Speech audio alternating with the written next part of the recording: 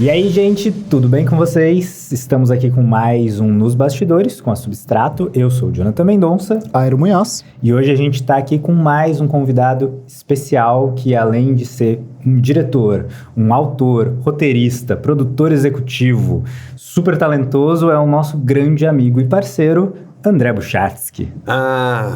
Sou eu. E eu tô muito feliz de estar aqui.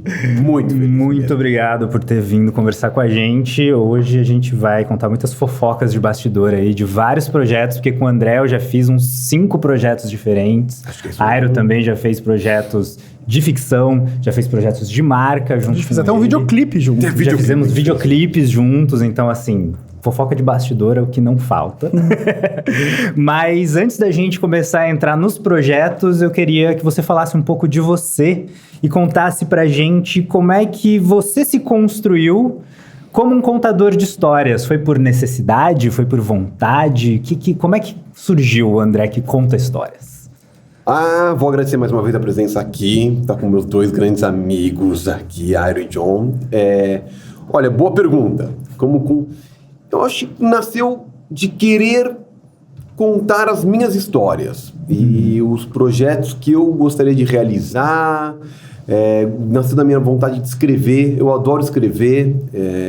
Eu já tenho um livro publicado, mas vou publicar um outro ano que vem. E até vou deixar assim para vocês me chamarem ano que vem de novo para mais um videocast. E já estou escrevendo um 3º livro. Então essa coisa de escrever estava sempre enraizada. E depois de escrever, eu queria também transformar em imagem. Então, as duas coisas caminharam juntas, assim. Escrever, realizar no audiovisual, vamos dizer assim, porque escrever também é uma realização, né? E aí começou essa carreira de realizador audiovisual. Veio junto com a carreira de também diretor de cena e roteirista, que eu diria assim, não é que é diferente, mas tem uma coisa mais autoral e tem uma outra que é mais profissional, assim, né? Não profissional, porque outra também é profissional, mas mais de atender uma marca, de atender um cliente, que também é super importante. E você trabalha com ficção, com documentário, e como que você escolhe os seus temas, os seus personagens? Olha, eu escolho do jeito que eu acho que é o mais simples, que é quando cola em você. Tem coisa que as pessoas falam, faz um documentário sobre um jogador, de futebol. Eu não sou um grande fã de futebol, assim, então o cara teria que ter uma história, alguma coisa que pegasse em mim, então que me desse vontade de falar, ele pode ser um grande jogador de futebol, mas tem uma coisa na história dele que... isso sim bate pra mim. E aí tudo bem. Então, isso tem pra mim a ver também com a parte de escrita e são temas que vão chegando pra você e colam. Tem uma dessas teorias de quando você descobre uma palavra nova, né? Você começa a ler ela em todo lugar. Então é um pouco mais ou menos por aí, né? Porque você tá ali... De repente aquele tema fala, nossa, mas tudo que eu leio agora tem a ver com esse tema que eu quero falar. Então é essa relação de colar mesmo.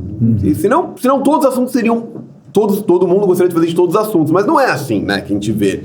Cada diretor, cada roteirista fala de alguns assuntos. É por aí pra mim. E isso é parecido também quando você fala da ficção? As histórias que você escreve na ficção...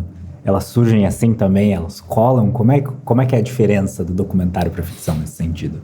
Elas colam também, viu? Essa é a questão, elas colam. São assuntos que vão me interessando.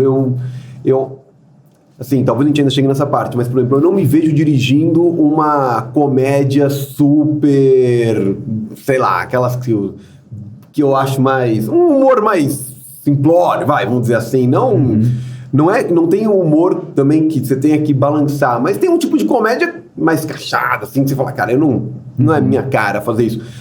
Então eu acho que os temas da ficção também acabam batendo pra mim de um jeito que eu falei, isso aqui eu quero contar mesmo, é sobre isso que eu me interesso. Aí você começa a ver, de novo, os streamings, vai no cinema, parece que tudo tá, de novo, colando em cima daquilo.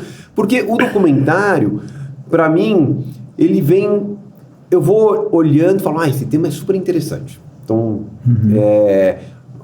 meu primeiro curta, o Royd, ele era um tema, Era um alfaiate que veio do interior da Bahia. O pai dele falou, você pode escolher entre 2, 3 profissões, mecânico ou alfaiate, sabe? Uma coisa assim... Cara, que é isso? Isso já é interessante. Então eu quero falar sobre esse assunto. E aí vai evoluindo, mas com temas que eu gostaria de contar sobre aqueles personagens, né? Eu acho que o do professor, que é um método holandês também. Pô, que história interessante. O cara quer traduzir do holandês pro português, uma técnica de xadrez que quase ninguém fez. Só um cara na Argentina tinha feito. Ele explica isso em comunidades carentes. Que história é essa? Então, cola. Talvez, lógico, tem outras histórias maravilhosas por aí que pra mim não colam, né? Mas eu acho que quando também o diretor começa um projeto, tanto trabalho, é tão complexo, que ou aquele negócio colou em você, ou a gente tem um problema, né? Porque vai meio falar, não vale tanto a pena fazer isso aqui, vou ter que ir até lá, não... A história motiva o trabalho em si, né? A Também. história motiva o trabalho em si. Exatamente. E quando você tá falando de direção, quais são as similaridades e as diferenças de documentário para ficção? Olha, eu acho que tá tudo cada vez mais misturado. Vou já dar uma resposta ampla entre a ficção, o documentário, até o branded content, o vídeo institucional, a publicidade... O cinema, é claro que cada um tem as suas regras e cada um tem o seu conceito. Eu acho que o conceito é a parte mais importante de tudo que a gente for fazer, inclusive para, vou escrever um roteiro sobre futebol, que agora tá com isso porque a gente tá na Copa, né? Então, alguma coisa assim. Eu quero fazer uma coisa sobre futebol. Bom, beleza. Então aquilo tem que ser só sobre futebol, né? Tem aquela história do roteiro de estar sempre costurando pra dentro e fazer mais um novelinho ali. Então eu acho que as linguagens estão aí. Claro que tem que respeitar esse conceito e o que cada linguagem pode oferecer. Também, senão você faz um documentário, cara, de ficção e não, às vezes não é o que você quer. Às vezes é o que você quer. Então eu acho que as diferenças, claro, está no campo da ficção... Você tá ali com uma mise-en-scène, claro, você tá criando uma história mais pela interpretação dos atores, né?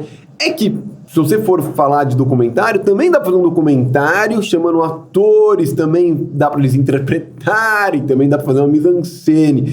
E em ambos tem a parte da trilha, em ambos tem a parte de um roteiro, que tem que trazer ganchos para as pessoas ficarem com vontade de ver e de seguir aquela história. Também tem que cativar nos primeiros minutos. Então, que de certa forma, na publicidade dos 30 segundos, também tem que cativar nos 5 segundos, também tem que cativar no...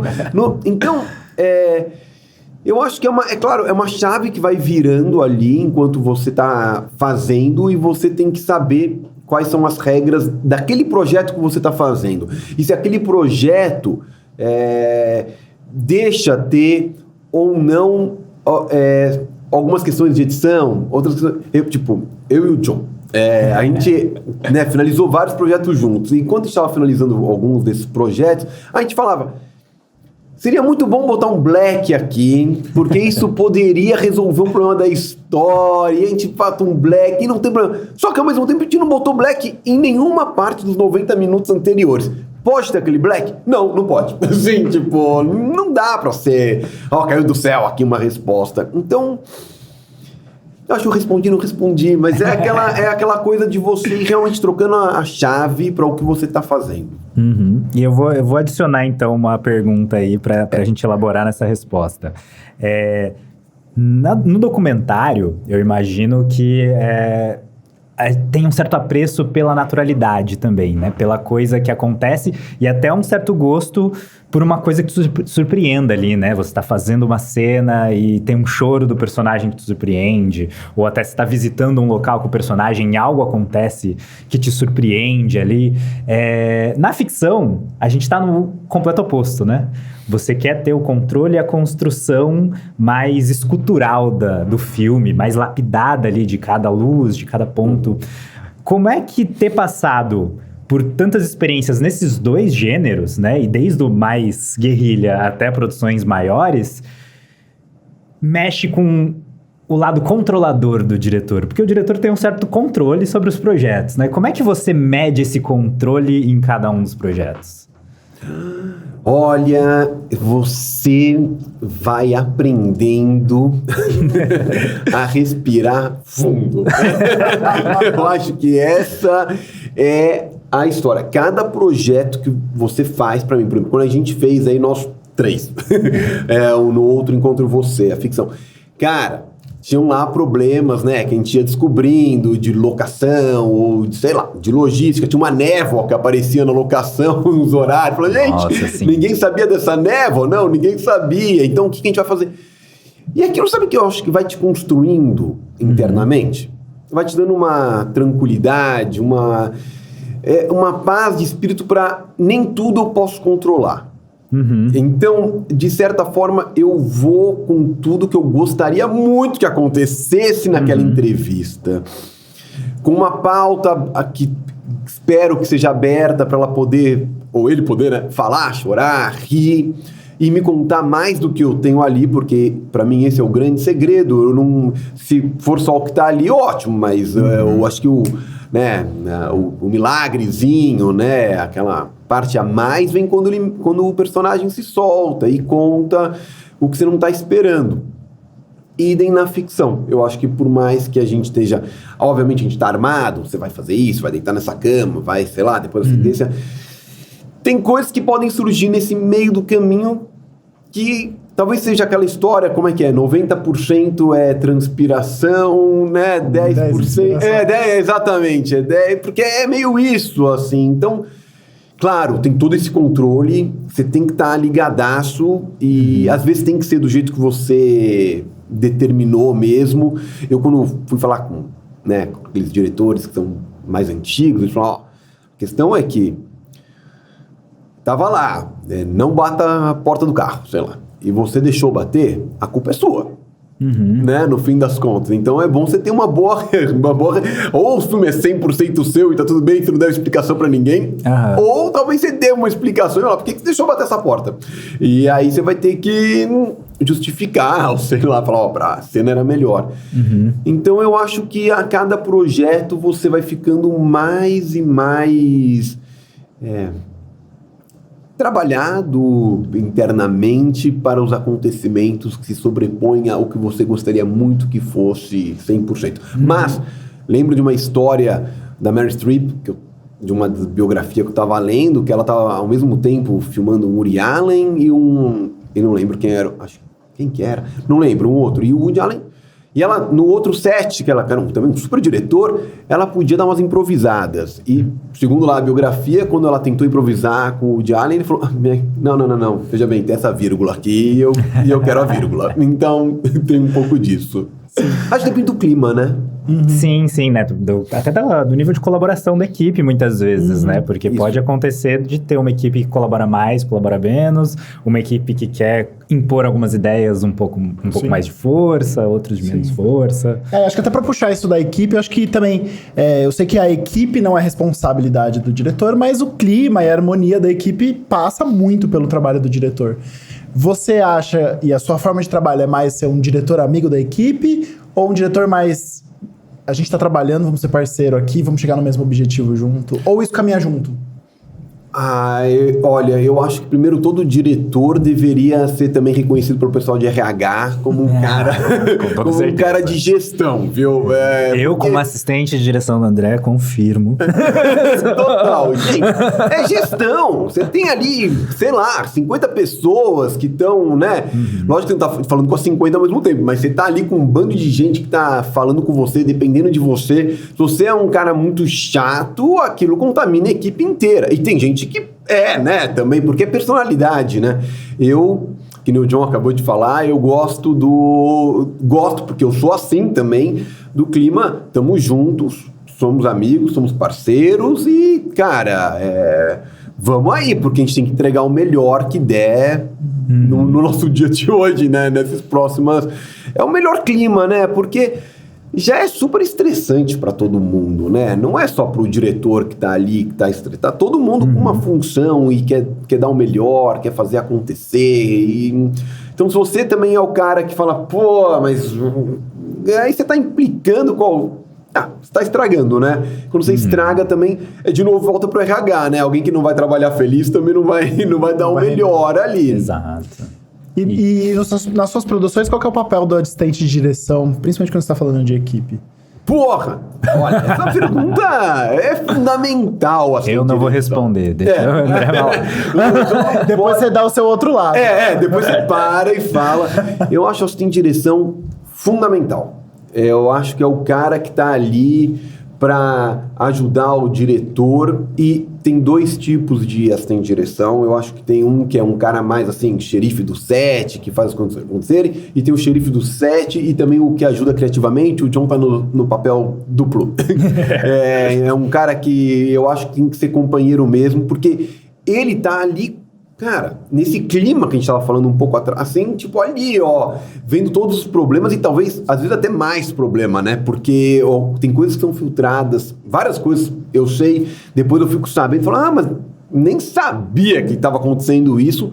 E ainda bem, porque o diretor tem que estar também com a cabeça tranquila, mas o assistente de direção tem essa função de resolver o problema e também ajudar, né? Às vezes você tá ali no impasse também, tem várias questões que você precisa debater, de alguém para debater também, né? Eu acho que, principalmente esses cabeças de equipe, eles têm que... Então, algumas vezes você não tem uma colaboração dessas funções, pode acontecer. Mas quanto mais eles entendem que aquela decisão e ajudam naquela decisão, é melhor pro filme, né? Então eu acho que o assistente de direção tem um papel fundamental e complicado.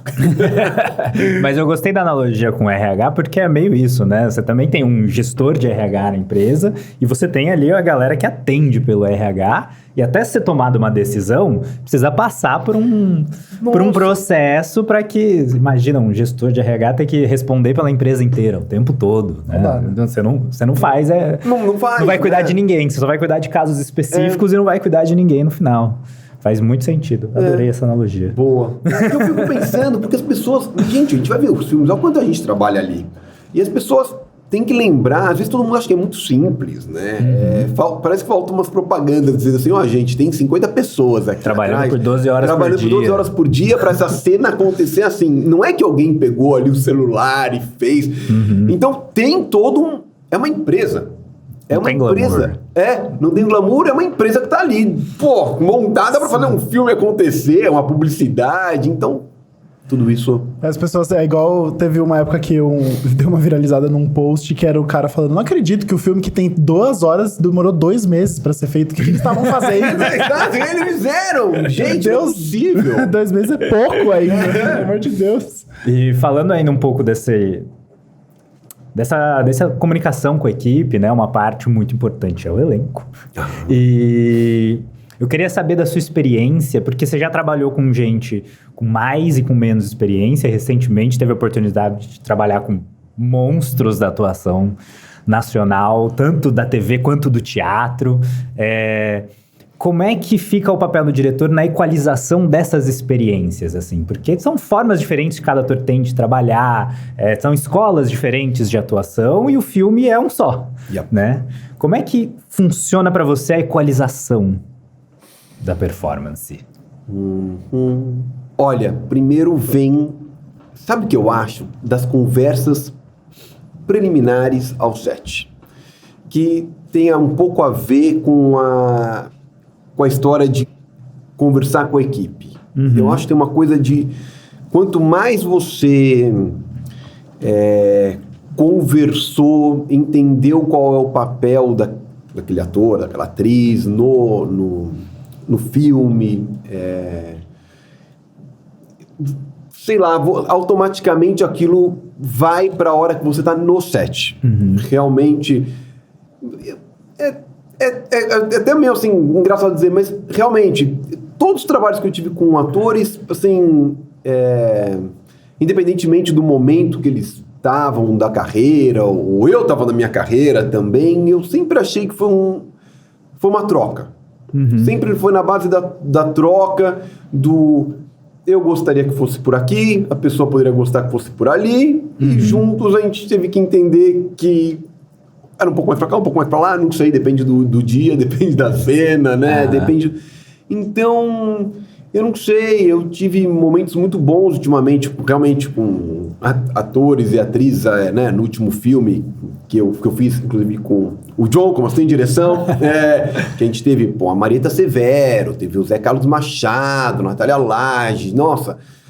São atores, né, que às vezes a gente conhecia só dali, da tela, mas foi uma troca tão boa. Quando você começa a conversar com eles, você lê o roteiro e fala de referências.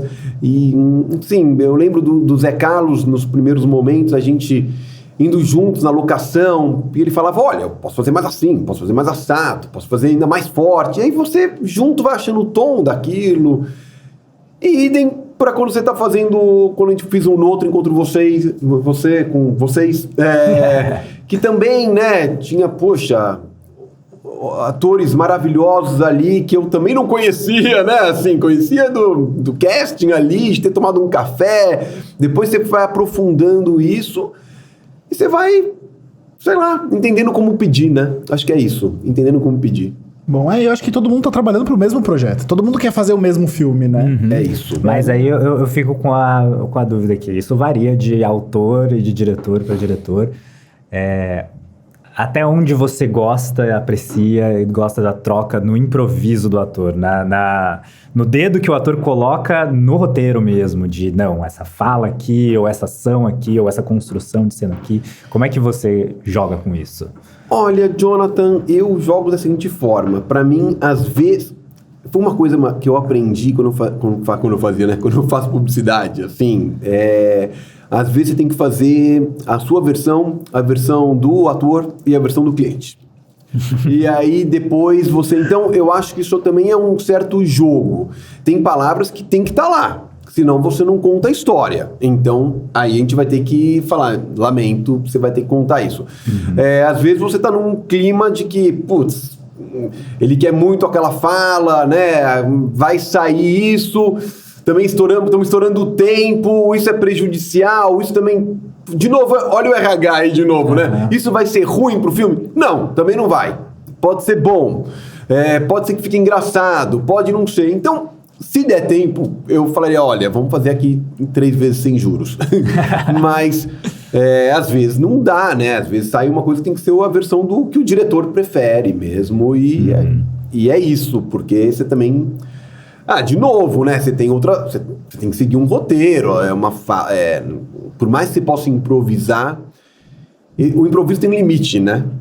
Essa é a real. O improviso tem um limite, porque tem que caber no tempo, depois você tem que, né? E tem uma coisa, eu acho que por exemplo, todas as cenas que eu tô fazendo, eu sei como eu vou montar aquilo. Todas as cenas. Todas. Então, pra mim, às vezes o cara pode ter falado uma coisa a mais, eu sei que eu vou conseguir cortar aquilo, então pra mim, tchau, já era, eu vou cortar, ou pode acontecer, não sei. Então eu já sei que às vezes eu não vou usar aquela parte. Acho que essa parte da montagem é muito importante. Vou até dar de exemplo de novo aqui no outro encontro você. A primeira versão, o John montou, foi o montador do filme também. E, tinha 3 horas, né? Quase 3. Quase 3. E quando a gente sentou, eu lembro até que você falou, ficou até surpreso, falou, cara, eu achei que você queria uma coisa de 2 horas e pouco, sei lá o quê. E quando eu falei, não é isso.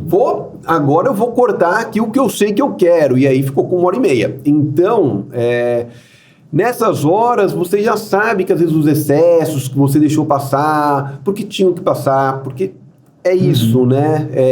A história do cinema, da televisão, quando você vai ler... É cheio de coisas que rolam que nem o diretor, nem o produtor, ninguém sabia, né? Eu tava, assim, recentemente, né? Todo mundo deve ter assistido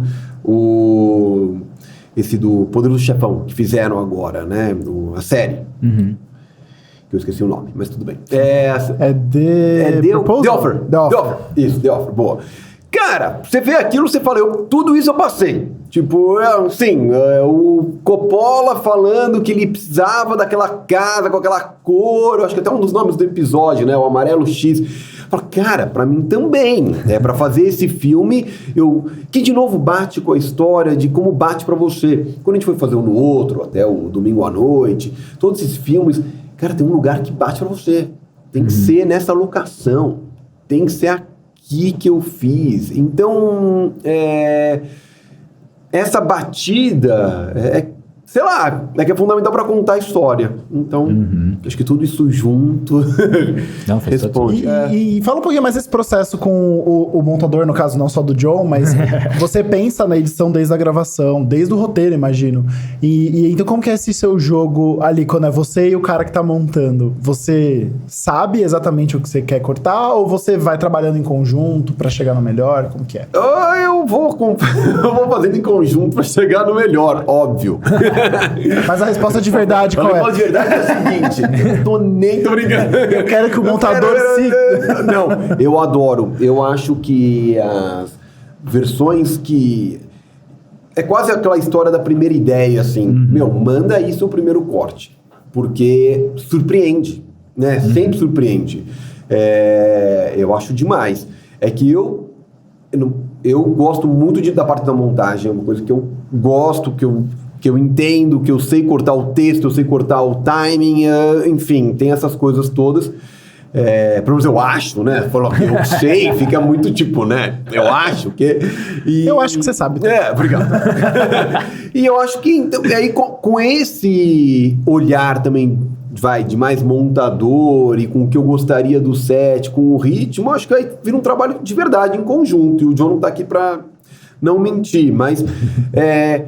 Mas tem uma hora que, de novo, que nem a história da Bateu a Porta, que eu também lembro de uma entrevista que eu fiz com o Jorge Fernando, por exemplo, e ele fala na entrevista, alguém uma hora tem que botar o ponto final lá, né? Alguém tem que falar, porque senão, de novo, todo mundo tem uma opinião. Pode ser branco, pode ser preto, pode ser azul, mas alguém tem que falar, gente, não, vai o azul. Então... E tem a visão que você tinha do filme também, que você acha ideal do filme.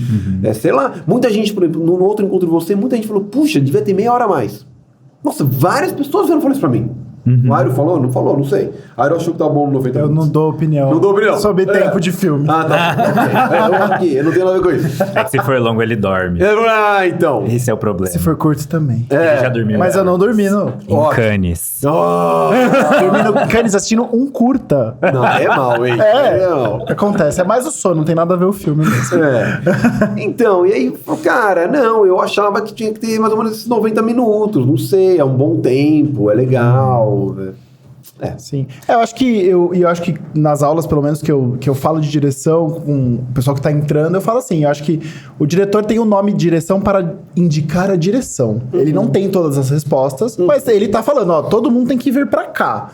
Talvez você não esteja indo pra cá, e ó, vem aqui, foto aqui, arte aqui, direção, montagem, tudo tem que caminhar pro mesmo caminho. Não necessariamente é o mesmo ponto final. Exatamente. Mas todo mundo tá indo pro mesmo lado. É isso, e é legal quando você tem a troca, porque o montador, ele vê uma cena, porque eu pensei que ia ser ABC.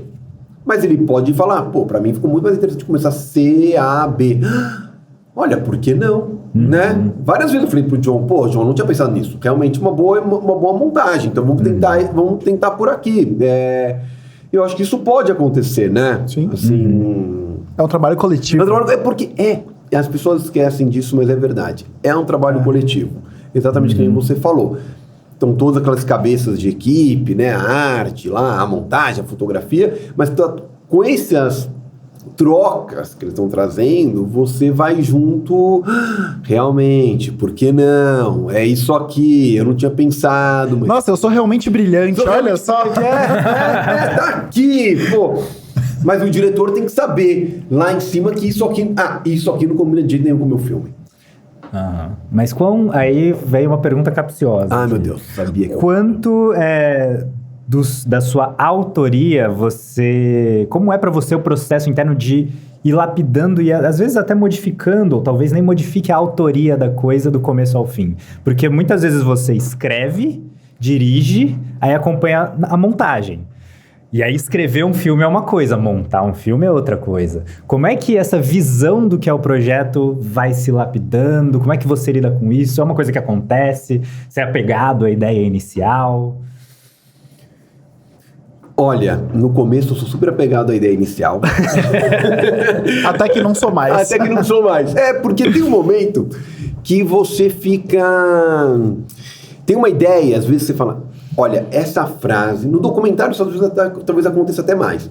Essa frase tem que entrar de um jeito ou de outro nesse filme. Ela é ótima, eu gosto dela, diz tudo sobre o que é o filme. Mas aí você vai montando, vai lapidando, até que aquela frase não existe mais. E quase aquele filme quase começou por causa daquela frase, né? Tipo, tem que estar ali, é o ponto. Mas, na verdade, ela só era um ponto importante para criar aquela base, né? Vieram outras coisas mais interessantes. Então, acho que o Truffaut era o que falava, sempre que der, corte. Né? Sempre que der, se livra. Porque se você conseguiu se livrar, é um excesso que não necessitava. Então, sim, mas o que acontece é que quando você escreve, você está lá sozinho com o papel. E você pode falar que uma nave espacial venha e destrua a Terra. Só que na hora que você vai chegar ali e vai executar, você descobre que para a nave chegar na Terra custa muito dinheiro.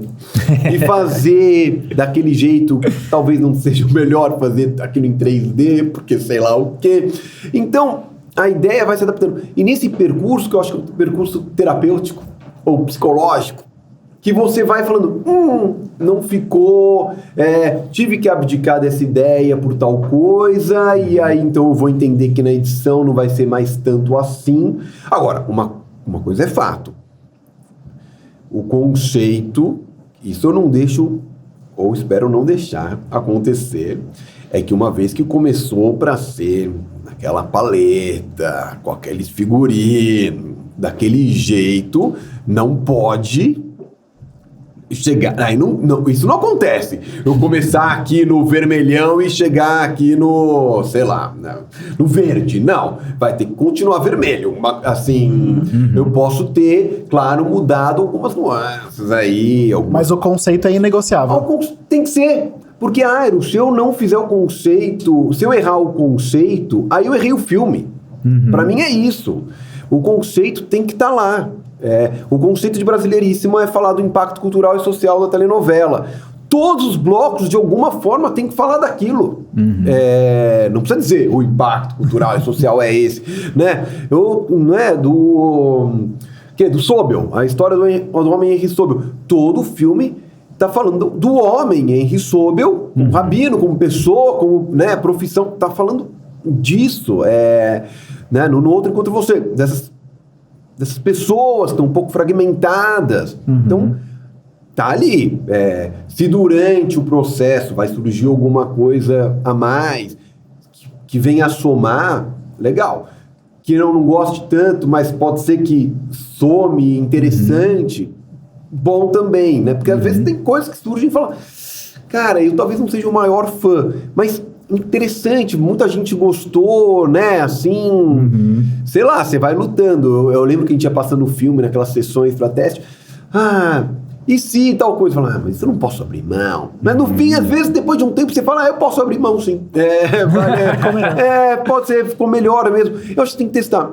A edição cada vez mais simples, né, por esses programas todos, você pode fazer o que você quiser, refazer, e aí você vai finalizando da melhor forma possível. Então não é um big deal. Sim. Né? Testar. E testar e mostrar, né? Porque é bom. Às vezes como a gente está muito dentro da história, a gente acha que tá tudo muito simples. E tá fácil, né? A gente mostrou... Tem um outro filme que a gente vai lançar no que vem, que eu já quero convidar vocês, se chama Um Pouco de Mim, Um Pouco de Nós. Sei bem. Eu sei que vocês sabem muito bem. Os dois também participaram dessa produção. Esse foi um filme... Ele foi mudando tanto, assim, ao longo do tempo, por várias questões, assim, que a gente foi descobrindo e que a gente achou que tinha que ampliar. Mas ele também tem uma forma narrativa tão mais solta do que todos os outros filmes, e ele deixa as coisas acontecerem dessa forma. Por que pode acontecer? Porque o conceito dele permite várias coisas. Não permite tudo, mas permite que algumas coisas sejam colocadas na montagem. Coisas que não eram permitidas na montagem do Sobel ou do Brasileiríssima, né? Por causa do conceito inicial. E eu acho que até quando falam, e a gente sempre fala que é uma falácia, uma ideia na cabeça e uma câmera na mão, mas ainda assim tem uma ideia, e uma câmera. Exato. Ele não é só uma câmera, né? Uma câmera na mão não é nada, se você não tiver uma ideia, um conceito, um trabalho por trás. Né? Sim, e aí eu acho que é até legal falar também que às vezes não é nem só na adição, mas na subtração das coisas é que o conceito acontece, que eu lembro de vários momentos de montagem nossos, até no outro encontro história de bastidor, tem um plot inteiro que a gente tirou do filme. Opa. Pra ele chegar no tempo que ele tinha, a gente tirou um plot inteiro e foi um processo longo até a gente chegar na ideia de tirar esse plot. A gente editou várias versões, acho que foi quase 6 meses, assim. 6 meses depois a gente já ter mostrado para algumas pessoas, saiu um plot inteiro do filme. E aí a primeira vez que a gente mostrou ele sem para alguns amigos lá na casa do André, terminou e aí depois a gente ficou comentando. Ninguém nem deu falta, né?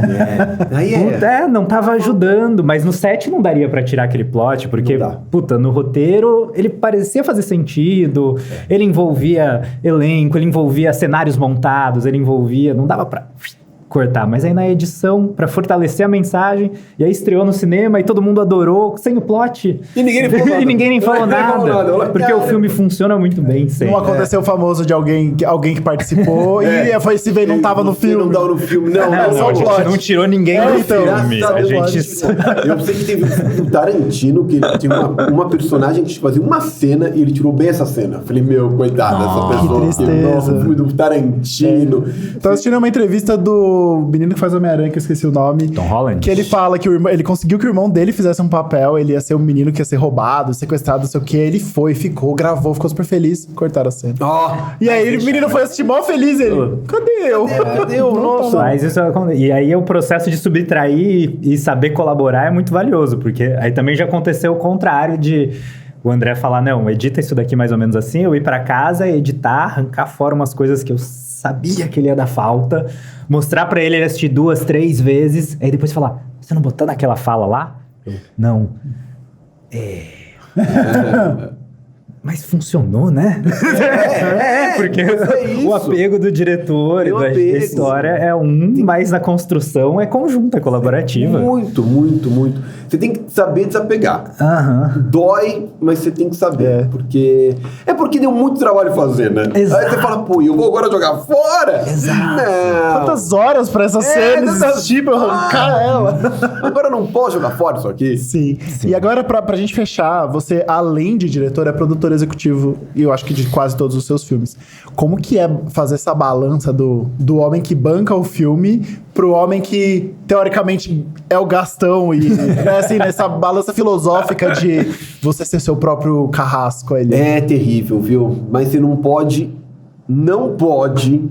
Olha, eu acho que a parte que você tem que ser carrasco é quase assim, antes de começar a filmar.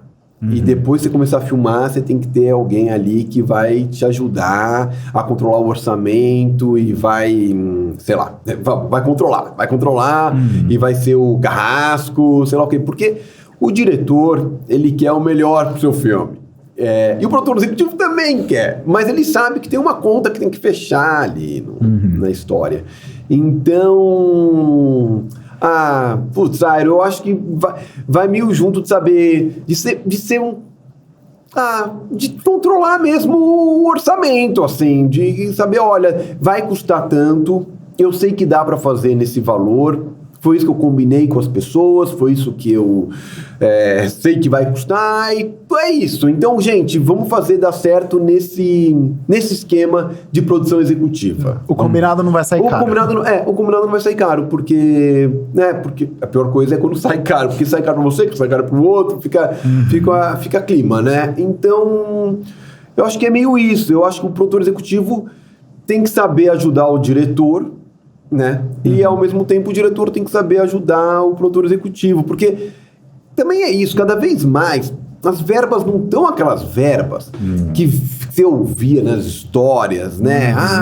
E as coisas já não custam mais tão barato. Não custa tão barato. Não tem mais aquelas verbas, tem que dar um retorno. Virou assim.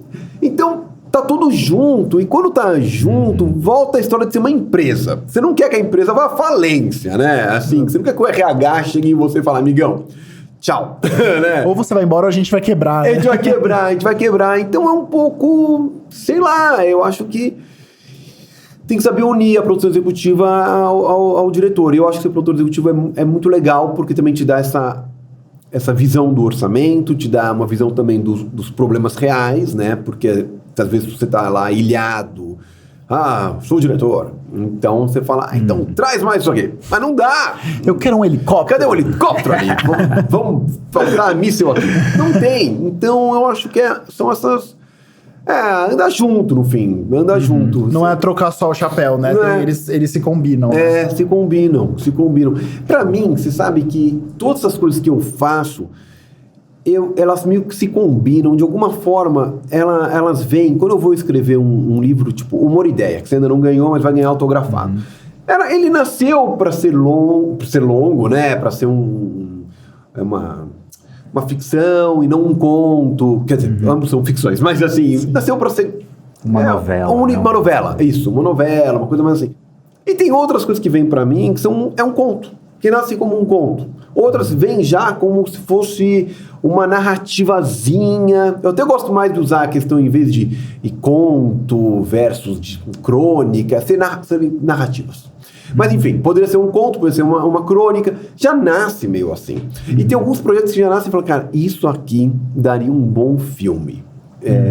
Seria uma coisa que eu gostaria de fazer um filme. Já vem como filme. Não sei, não nasce ali pra falar... Poderia ser uma crônica, mas é um filme. Mas é um filme. Então já nasce vou fazer o argumento disso aqui, e eu espero que dê certo, porque é assim que eu tô vendo. Isso aqui eu já gostaria que fosse mais uma série. Enfim, eu tô dirigindo um documentário. Cara, é isso aqui que eu quero fazer como documentário. Eu acho que, né, a gente fez o Animais Sem Lar, né, no fim. Animais Sem Lar tinha que ser daquele jeito, com aquelas regras, entrevistando pessoas. Aí tinha uma ceninha ou outra dos animais, né? Dos cachorrinhos, dos gatinhos. E é isso. Seria um formato clássico de produto pra TV. É um produto, é pra TV, é isso aqui, tá aqui, tá. Essa é a ideia que a gente quer vender, que a gente quer passar, que vai pro ar na TV. Então... Não sei, também tem isso que o John falou. Era TV, né? Tem uma coisa que é TV, né? Não que... Por mais que eu tenha dito, mas tá muito parecido a TV, do cinema, mas tem coisas que quando você tá fazendo, você fala, isso aqui é cinema. Isso aqui eu posso fazer um plano geral, mais longo, ou um plano sequência, ou deixar a câmera mais atrás. Mas se isso aqui é TV... Acho que não, hein, pessoal? Acho que tem que ser um pouquinho mais próximo. Né? Se for internet, vai ter que ser picotado. Vou ter que picotar. Então, claro que as coisas estão muito próximas, tem uma narrativa que é próxima, tem uma tecnologia que é próxima. E tudo isso junto te faz falar, cara, essas linguagens estão ali, né? São próximas, mas ainda não são a mesma linguagem. Mas não são. E espero, não sei se espero ou não, mas talvez espero que não sejam. Porque é legal você ligar a TV para ver uma série, para ver um filme, para ver uma novela, para ver uma websérie, para ver um short, sei lá, seja o que Deus quiser, mas assim, tipo, vamos... mas acho que da mesma forma como você falou, tem o livro, tem o conto, tem a crônica, tem poesia, tem tudo. E acho que sempre... essa ideia, e a gente já falou isso nos podcasts, né? Essa ideia de que uma coisa vem para matar a outra, não existe. Tudo coexiste, tudo vive junto. Que a gente vai gostar mais de A e a gente vai gostar mais de B, mas tem os dois ali. E aí você produz diferente e consome diferente. É isso mesmo, tem que ter os dois ali. A e B juntos. Próprio podcast, né? Virou vídeo. Pai, tá ali, depois a rádio vai acabar, mas a rádio não acaba. E assim vai, e é legal, porque você está no carro ali ou em casa fazendo alguma coisa, você fala, vou ligar na rádio. Então Sim, exato. Tá junto. Vou fazer a última pergunta. Não, agora que eu tô empolgado aqui. Desculpa, vou passar 5 minutos. Vou fazer um espelhamento aqui da primeira pergunta, que é coisa de roteirista, né? Vou pegar coisa dei no começo, agora eu vou puxar no fim. Você falou que você começou da escrita, que te levou para o audiovisual, te levou a virar realizador das histórias. E agora no caminho contrário, depois de ter realizado tantas histórias no audiovisual, já ter feito seu primeiro livro, tá em vias de publicar o segundo, preparando o terceiro, como é que o audiovisual te alimenta pro lado autor na escrita? Excelente pergunta. Sabe que hoje eu tava fazendo uma crônica e qual que era sobre o quê? Nossa, vou falar em primeira mão. Meu Deus do céu. Um livro que ainda nem existe, tá sendo feito, mas vou falar aqui. que era? Era sobre o... Primeiro, tem um conceito do livro, isso tudo bem, eu montei em segredo. Mas era sobre... Eu li hoje que o cara que inspirou o Terminal do Steven Spielberg faleceu. Sim. Dia 12, agora. Faleceu. E aí eu falei, cara, que história interessante, né? Deu um puta filme, lógico, eu sei, virou bem. Aí eu fui dar um Google nessa história. Já tinham feito outros filmes que eu não sabia. Assim, antes até do Spielberg. Então, em 93, teve um filme francês. Inclusive, descobri hoje, o cara tava na França, no Terminal 2 do Charles de Gaulle. Então, assim, e morou lá 18 anos. E aí eu descobri que já tinha um curta a respeito dele. Caraca. E já tinha um documentário a respeito dele. Já tinha um filme francês, que era meio sobre ele, também inspirado sobre ele. Ele fez uma autobiografia com um inglês. E o Spielberg fez um baita filme sobre esse personagem. E aí você fala, como é que então o audiovisual... Qual era a pergunta? Como o audiovisual alimenta o autor. Alimenta o autor. Assim, de certa forma, olha quantas coisas audiovisual fizeram, né? De um tema que eu li uma notícia, fui pra internet, lembrei do filme do Spielberg, que em breve quero rever, e alimenta esse autor com um tema falando, olha, de novo, um personagem interessante. Por que, sei lá, eu não achei, né? Óbvio, né? Tem outros aí que eu posso achar. E descobri mais uma coisa interessante, que tem várias pessoas que moram em aeroportos. Isso aí, eu já ouvi várias histórias malucas sobre isso. Malucas. É que agora que o Spielberg já fez o grande sobre isso, não vai adiantar a gente fazer aqui. Droga, perdeu. Eu tô pensando, consigo fazer uma conexão de 3 horas sem querer morrer. Não, mas tem refugiado em Guarulhos até hoje. Tem. Tá cheio tá cheio. E você fala, cara, olha esse universo. Então, uma história que eu li numa revista, que foi pra pesquisar no Google, que depois foi pra um filme, que foi pra um documentário, que volta pra mim, que não necessariamente vai ser alguma coisa sobre esse assunto, mas já vira um input pra algum outro filme, ou pra uma crônica, ou pra um conto, ou pra uma narrativa. Muito bom, muito bom. É isso. É o que temos pra hoje, porque nosso tempo está acabando, senão a gente vai ser expulsos aqui. Sim. Mas muito, muito, muito obrigado, André. Foi muito bom ter esse outro papo, mais um papo de muitos papos que tivemos e ainda vamos ter sobre os próximos projetos. É verdade. E se você quiser olhar aqui para nossa câmera 3 e fazer sua divulgação de projetos, redes sociais, o que você quiser. Onde a gente compra, onde a gente acha. O que a gente consome. Eu consome aqui, eu tô olhando pra câmera 3. Eu queria agradecer Airo e John pelo convite. Eu adorei. Eu achei que eu ia ficar mais tempo falando. Já faço aqui uma mini reclamação. Eu quero voltar pra vários outros. Tem muitos outros assuntos. É o gancho. É o gancho, pessoal. E acho que vocês acham mais sobre mim no andrebuchatsky.com. Perfeito. Ótimo. Pronto. Ótimo. Maravilhoso. André, obrigado gente. mesmo pelo papo, pela parceria de sempre. É sempre muito bom estar junto. Valeu vocês. E se você quer fazer o fechamento, faça um fechamento. Pode fazer, por favor. Se você está acompanhando a gente, se você gostou desse papo, deixa seu joinha, bota 5 estrelas aí nos agregadores de podcast. A gente volta para mais episódios em breve. Você pode consumir tanto nos canais de áudio, quanto no YouTube, quanto no Instagram com cortes, TikTok também com cortes. E, em breve, mais papos de bastidor com muita gente legal. Muito obrigado por acompanhar a gente. Valeu, galera. Até a próxima. Até.